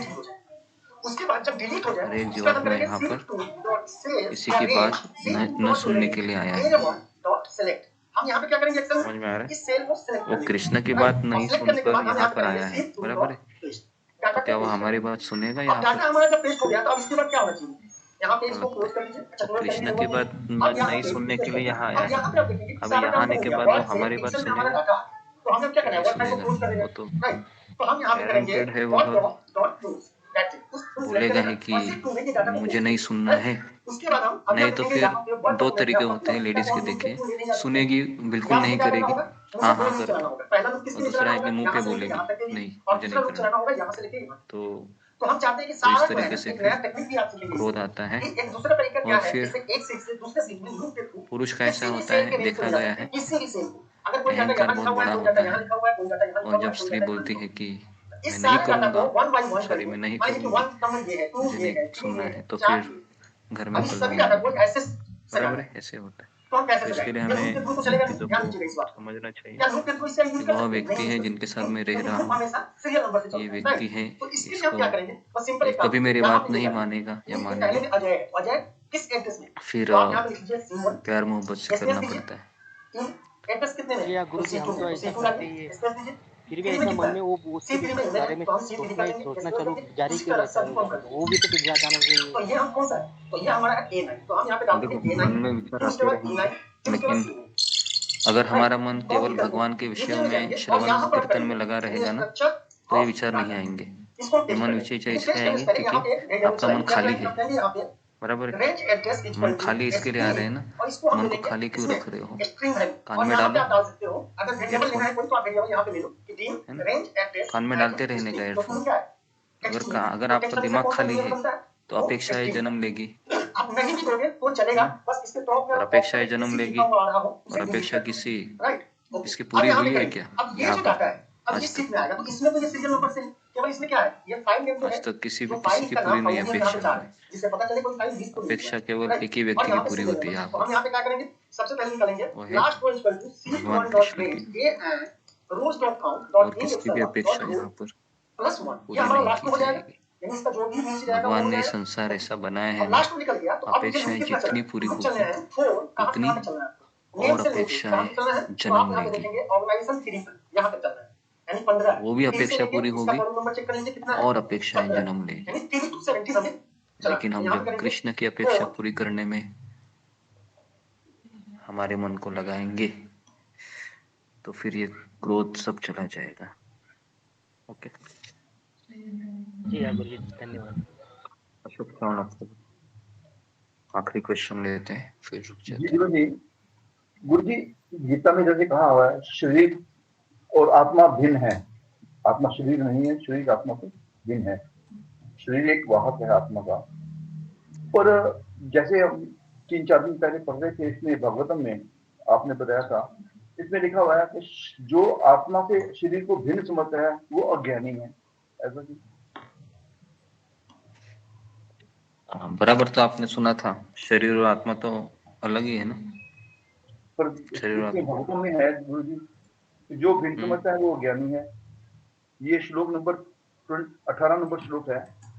जो व्यक्ति प्रकृति के 3 गुणों से बने अपने दृश्य शरीर को आत्मा से स्वतंत्र मानता है, वह अस्तित्व के आधार से ही अनजान होता है और इसलिए वह मूढ़ है।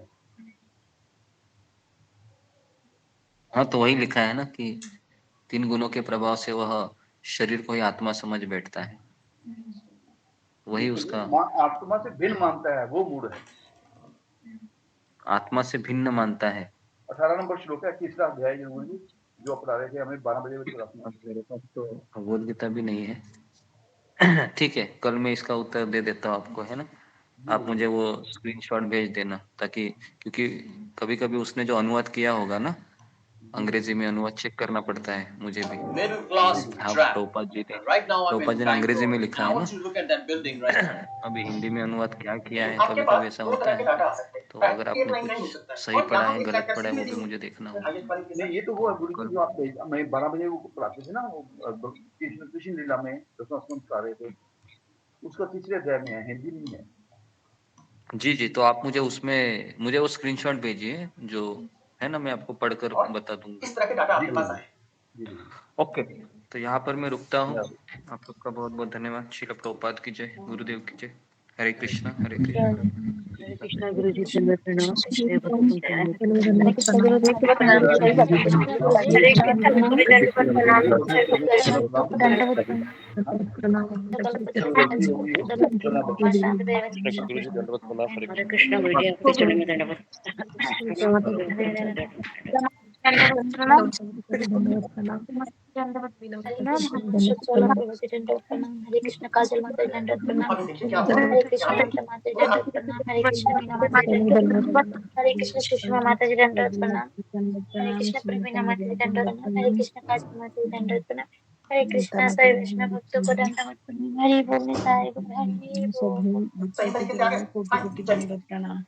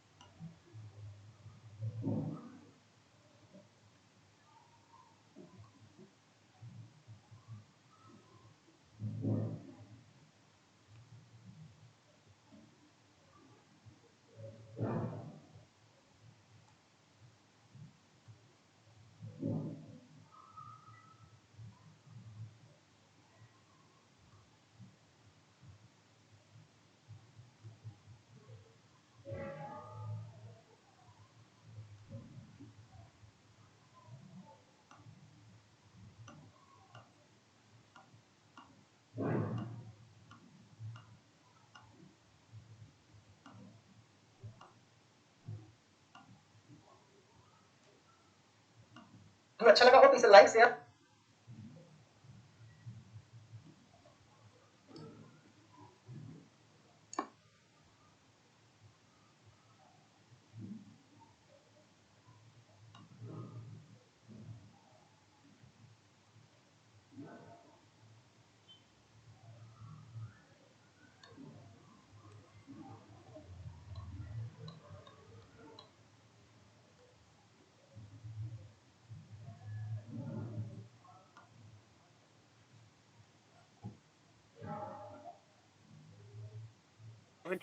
हरे कृष्ण दंडवत प्रणाम। गुरुजी चला गया, हमको पता नहीं चला।